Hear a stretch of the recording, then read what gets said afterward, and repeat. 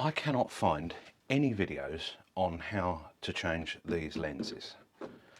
Up to 2009, no problem at all. You know, loads and loads of information. But the ones of us with the 10 to 12, 2010 to 2012 L322s, there's just not that much info out there. And one of the things that I really hate are these cloudy headlight lenses. They really let the car down. And yes, you can polish them. I've done that. I've sanded them, polished them, bought the kits, tried all the different ones. They work really, really well, but only for about 6 to 9 months, and then you've got to do it again, and it's just a lot of messing about. So, you know, this particular one, the car's done about 165,000 miles, and you can see it's absolutely peppered. Well, I can see it, you might not be able to, but trust me, this thing has been sandblasted for 160,000 miles or whatever it is. The sun's got to it now around the top here, and like I say, I could polish it up, but I thought, no, I'll just change them. How hard can it be? Oh, it's always the way. So 2002 to 2009 model, bake the headlights in the oven. I've done these on different cars before, sort of 85 degrees for about 15 minutes, and then you get yourself some gloves and just pull the lens off. It breaks the butyl sealant and comes apart with no trouble. So I went on the internet and I purchased some replacement lenses.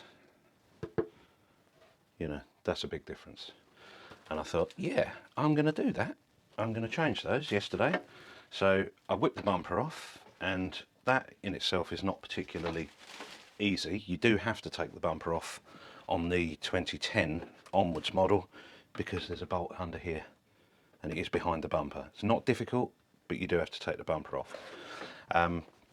So I whipped them off, baked it in the oven for a while, pulled it about, played about with it for ages, and it did not let go. So the engineers at Land Rover, when they designed and built the 2010 model, were monsters.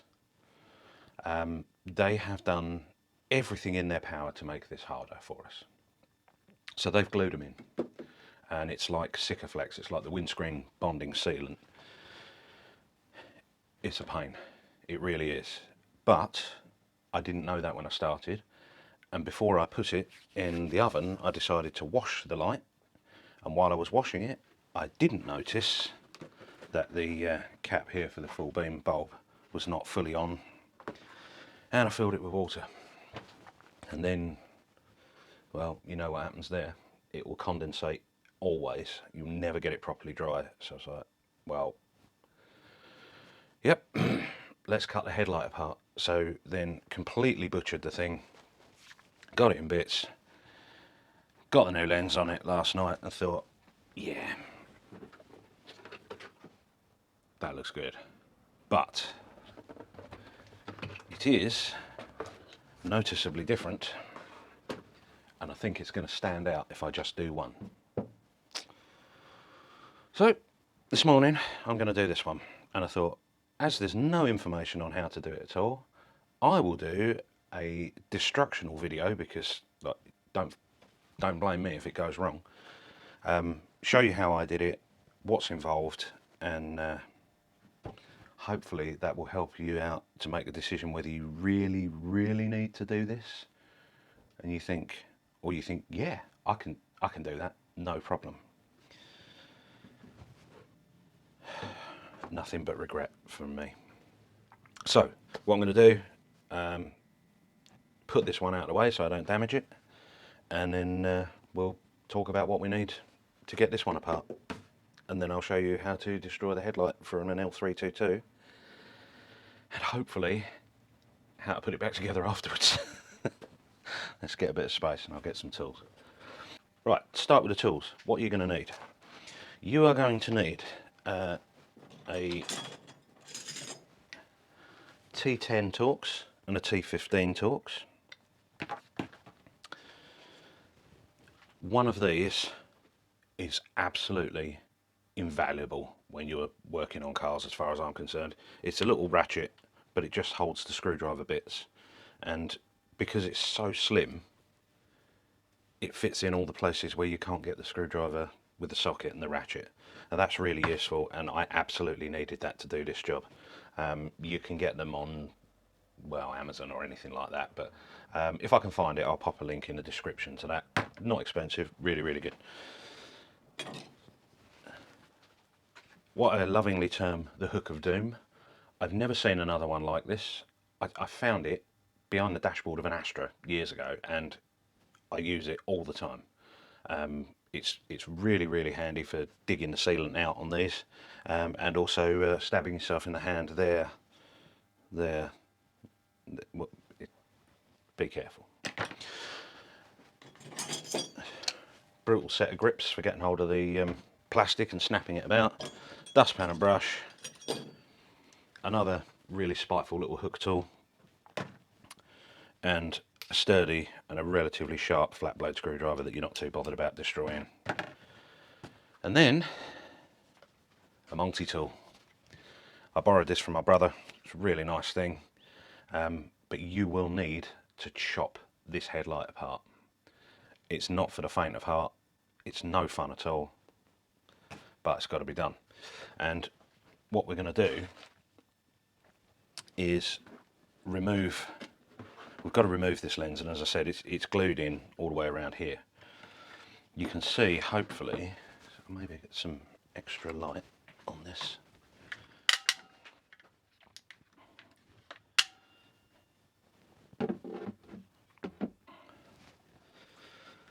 This dark line around here is the edge of the headlight plastic, so it goes down inside this piece, and that's where it's glued. So I did try a couple of different methods, and I did see on one forum post, although there was never an update, it was never finished, that a guy had used a multi-tool and he'd cut directly downwards. So he's cutting down through that piece to about there. And I thought, no, I don't know if I want to do that. I think what I'll do is I will take this apart in bigger pieces. So I cut sort of around here, leaving myself a reasonable amount of space, took the lens off, and then found that actually, in order to dig the glue out, I need to get the screwdriver in this piece, sort of this way. And that meant that I did actually need to take this face off. So he was right, I was wrong. So this time, I'm going to make it a little bit faster on myself, I hope, and I'm going to cut just straight down, sort of like that. And you're only going to cut probably 3 or 4 mil through that. That's it. But it takes time. These bits snap if you try and lift them up too much. Ask me how I know. And so I would cut around those and then break that bit out. That's pretty much all we need to do. Just work our way around it. Yeah, I think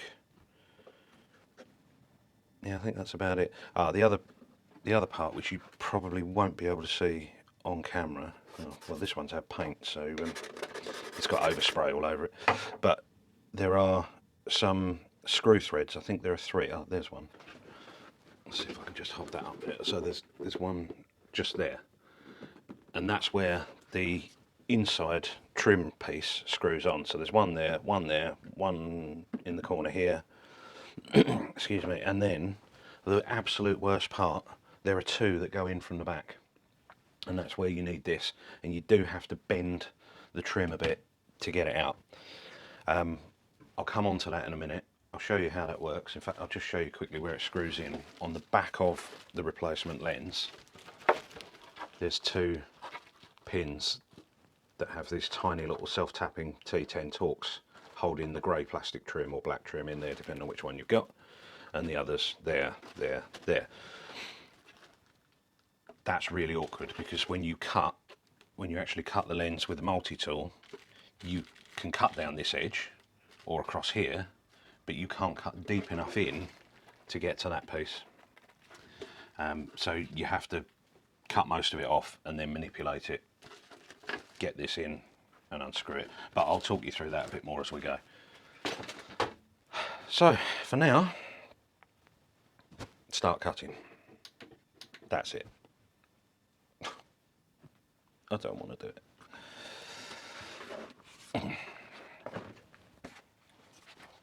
What's the worst that can happen?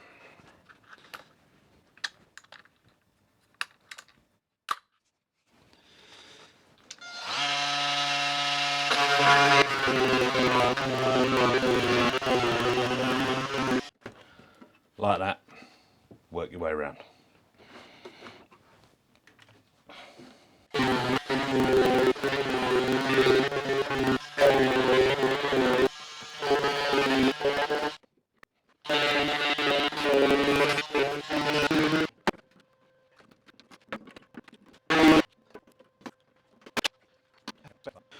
Right, with a lot of butchery, we're now ready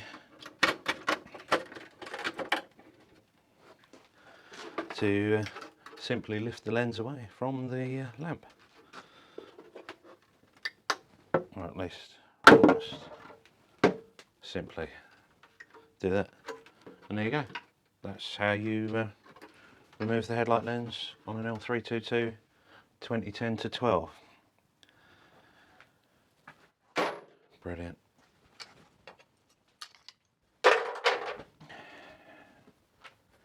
Now it's time to clean up and start properly removing the rest of it.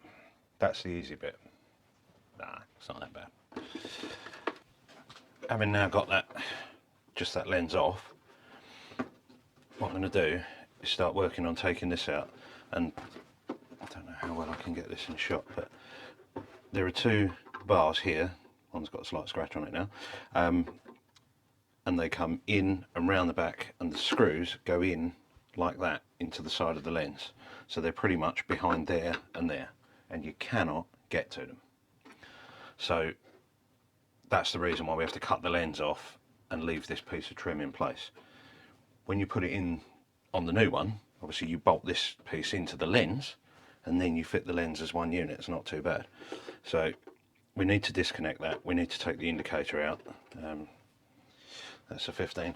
So take your T10 and remove this little cover on the back here, which covers the indicator connector.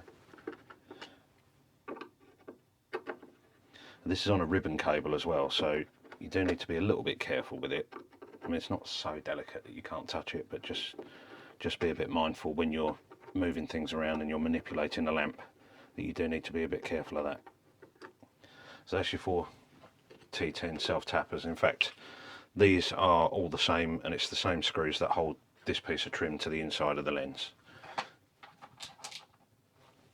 Let's just pop that out of the way, and then hopefully you can see the connector here with the ribbon cable for the indicator, and it's just a squeeze, and the large piece stays with the indicator, but there is a bit of slack. You can pull it out. So yeah, so now you can see the ribbon cable from the indicator, and that's the one from the lamp that's just going to stay in there. I'll just tuck that back inside for a minute. Neatly out the way. Right, away we go.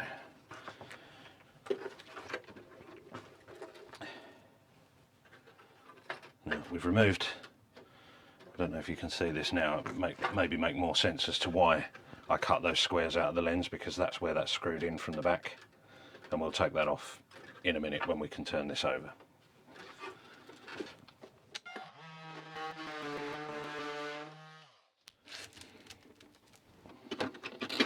There we go.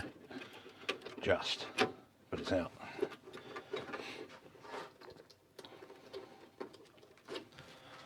And also there's one more, it's just a tab, but it pushes up inside the headlight there. Now for the horrible bit. What we need to do is lift this out, bending these two plastic tags on the back. It will go quite a long way without any bother. It just doesn't feel nice. And then what I've done with the other one, because the access is so limited, I've taken this, well on mine, I think this is where the cornering lamps go if you have them, mine's just a reflector. 2 T15 screws at the bottom and one at the top, which you can get to by just levering this out. Once you've got that out, it gives you a lot more space to work behind there. So we'll quickly whip that out now.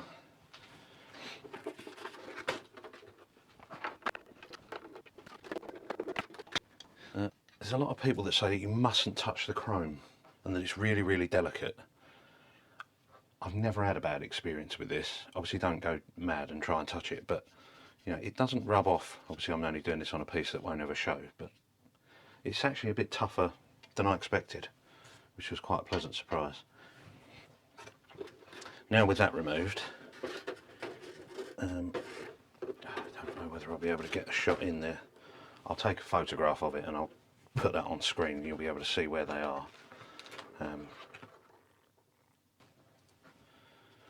Now, while we're on the subject of things we can take out, I took the LED rings out of the other one.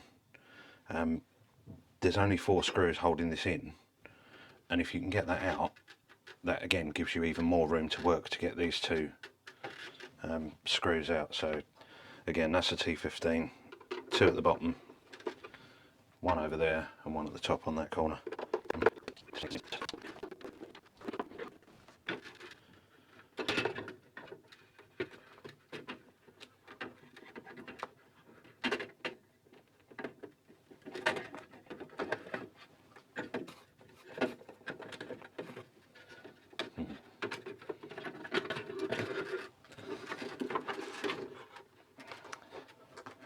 There it is. The connector is at the bottom. You can access it underneath, and again it's another just small squeeze and slide out like that. Now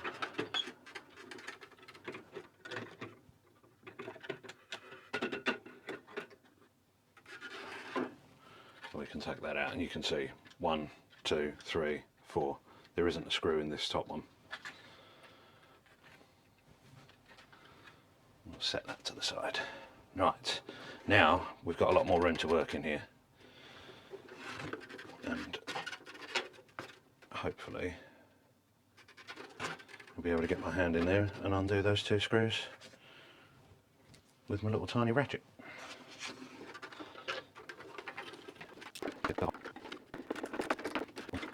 Honestly, this book took me so long to work out how to do this, and I'd already of course cut the lens off the light and effectively written off the headlight. It's marginally unnerving at that point. It's out at last. So what we'll do now is we'll take a nice clean carbon fibre towel, if you know you know, obviously a microfiber, and just wipe round, get the dust off it. That's the worst of it for the moment.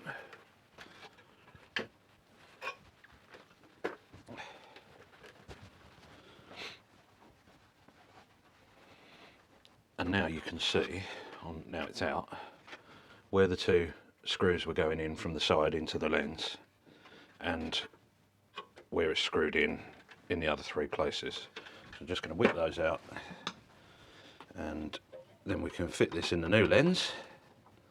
And then we can just put that to one side, out the way.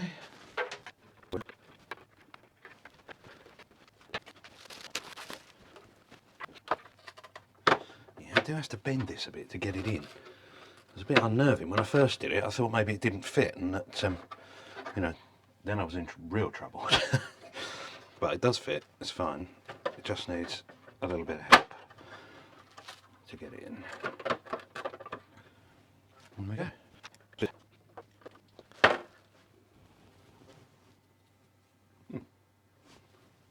There's a fly in December.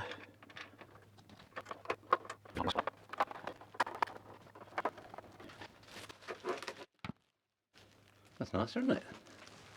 And we'll just pop that over to one side.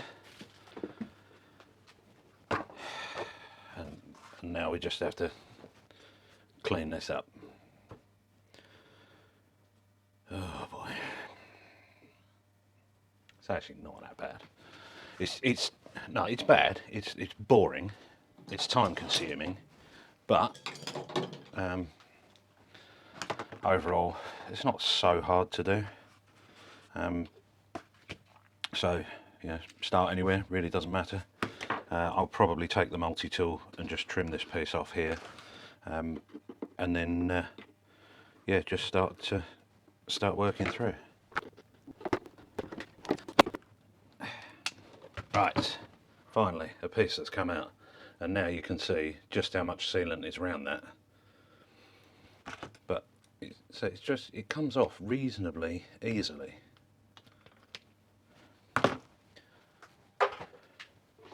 But now we've got a start point. We can get a screwdriver underneath it and start to work our way around. So just another 6 or 8 days and I should have this cleaned up for you.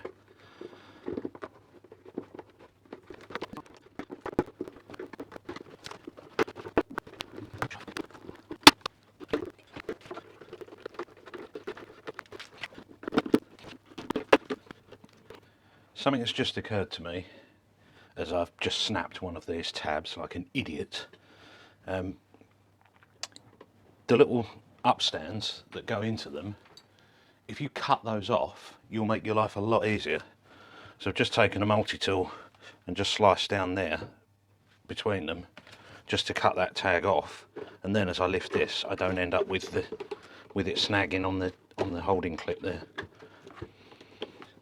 I wish I'd thought of that sooner, like before I broke the tab, but there we are.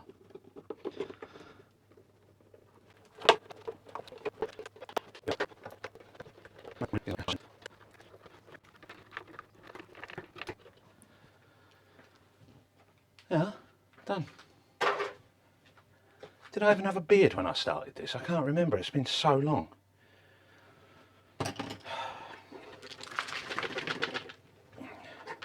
I should be dusting this out with the air compressor shortly. But first, clean the whole channel to make sure there's not going to be any issues and we can get some new sealant in, which I've got this butyl stuff to put in it, you know, like the older Range Rovers where you could just take the lens off easily. So if I ever have to revisit this, or I want to do some kind of projector upgrade, or I don't know, some stupid cornering lamp light retrofit, God knows what I'll do next, at least I'll just have to warm it in the oven for 15 minutes and then pop the lens off. That's the plan anyway. So now it's time to clean.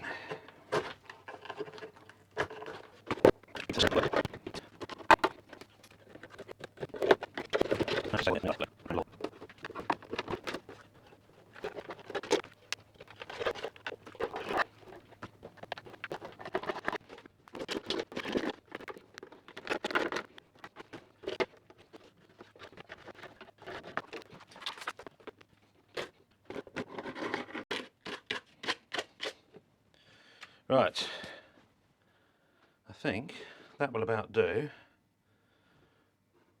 I'm going to fire up the compressor, get this cleaned out, and get the new lens ready to fit.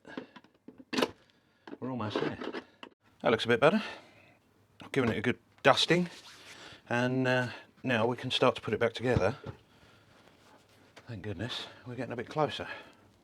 So we'll start with the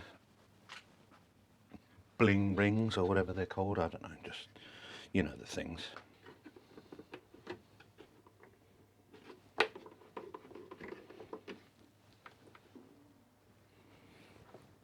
Looks good and square on everything. Can't really get it in the wrong place, I don't think, but just like to make sure. Nip those up. And then this little reflector piece that's got to go back in the corner. Again, that will get dusted out properly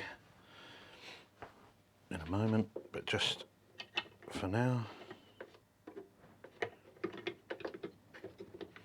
This one doesn't have any locators on it, really, it just lines up with the screw holes. Well, that's the worst of it. This guy's got a lot to answer for. I do like a headlight upgrade, and if you follow Stretton on M539 you'll know he's a big fan of it too. Right, so next steps, butyl, I guess. I'll get this on then we'll dust out the lens, dust this off one more time, and put it back together. It's worth noting, actually, I did, just while we're talking about these things, I did have a look in the side of the projector to just check the reflector behind it. The lights on this are actually really good anyway, but they do burn out over time and they go black inside, and then you don't get the reflection that you need coming through the lens. Excuse me. So I was sort of half preparing as well by doing this rather than using Sikaflex to re-glue the unit in, just in case I needed to buy replacement projectors, and then I'd have done that and I'd have fitted upgraded bulbs and probably bigger ballasts and everything and absolutely gone for it. But I don't need to, so on the grounds of that I'm going to leave it alone. I just noticed there's some dirt on that lens. There's a smudge there. That's better. Can't have that. So this stuff I bought on eBay, I think. Probably about £5 or 10 quid, and just peel it out, wrap it all the way around. I've cleaned all this with brake cleaner and solvent, so you know it's nice and clean and grease free. And yeah, we'll wrap this around, trim it off. I like to start at the bottom because if you're going to have a join anywhere, I'd rather have water draining, you know, at the bottom rather than coming in at the top. I don't think it will happen. It's got to have a join somewhere, so it can start there. That's where it's going to go. I'll just peel this out and start to lay it in. Incidentally, this is actually a little bit thick. There's a bit too much of this, I found. On the other one it does ooze out a bit, but I can't think of a way of, you know, making this particularly smaller, and then if I did, would I have enough? Don't know. I just thought it's fine. You know, a bit of it oozes out. It oozes out. I'm not really worried. But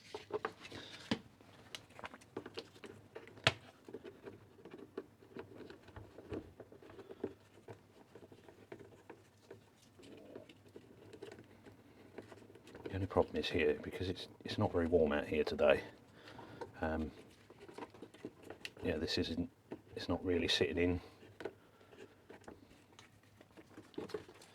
I did warm it with a hairdryer last night just to help get the lens on and sort of hold it in place before it went in the oven. Wife's gone out, so the oven's now warming, ready for this. What she don't know won't hurt me. She knows. She's not happy about it, but she knows it's happening.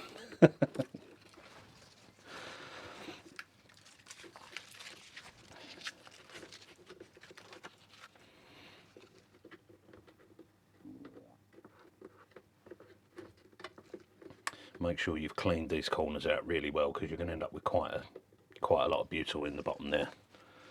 And if you're going to have a problem anywhere putting the lens on, it'll be right in the depth of the corner, and it won't go back far enough, and you'll have this all wet and making a right mess. I did actually test fit the lens as well, but I did that off camera, so you know, I know it goes on there, I know it seats where it needs to. This is kind of the last bit, really.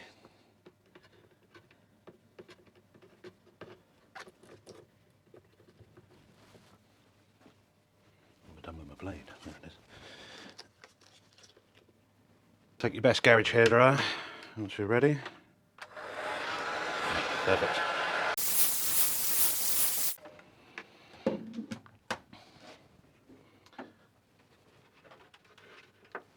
This ribbon cable appears to hook on these two pins like that. I cannot get it to stay there. It wasn't on there when I took the unit apart, nor the other one. Doesn't seem to want to stay there, but it looks like it should. So I'll put it there for the moment. I'm going to slide this in now, and then press it down, and well, that's about it.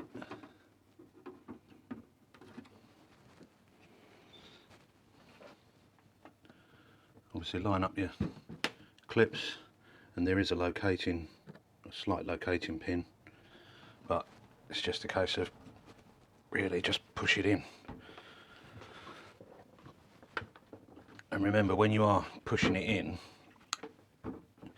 you need to get this, I don't know how obvious that's going to be, this piece straight. So you don't want to push on this side.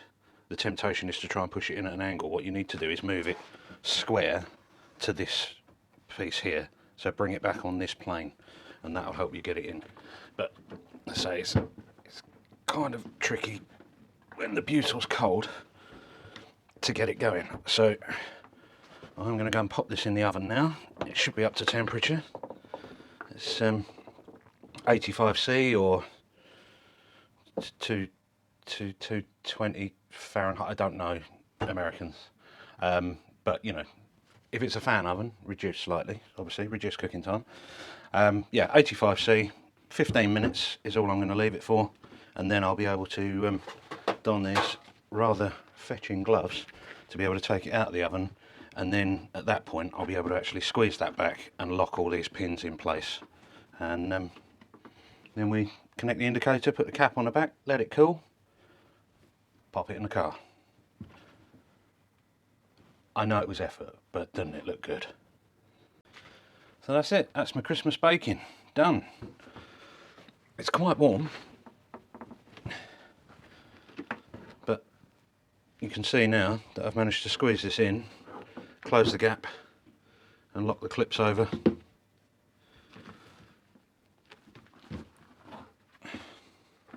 Beautiful. I am really pleased with how that's come out. Just like the other one, aside from breaking the clips on the top, that was annoying and stupid and my mistake. But I did it. So just to recap, if you are going to do this, take your cut-off tool and go under there and just cut that little upstand off, and then you're not going to break these clips getting it out, because it is a one-way thing. And it was just, can't believe I didn't work that out until it was too late. But hey, live and learn from my mistake. You're going to be just fine. And yeah, all we've got to do now is connect up the indicator in the back, put the little cap on, plug them in, make sure everything's actually working, refit. Oh, that ballast is still really hot. That was a manly sound. Right, here we go. That's it done. Also, the connector for the headlight, when you want to take these out, undo your 4 screws around there, pull the lamp forward out the front of the car, and there is a squeeze clip on the inside of the headlight. Squeeze that and just slide it off. And that's it, we're done for the minute.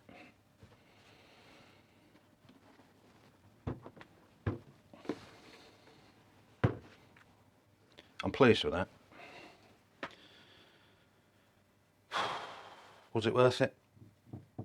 Don't know. It's time consuming. It's not that hard. It just takes quite a long time to do.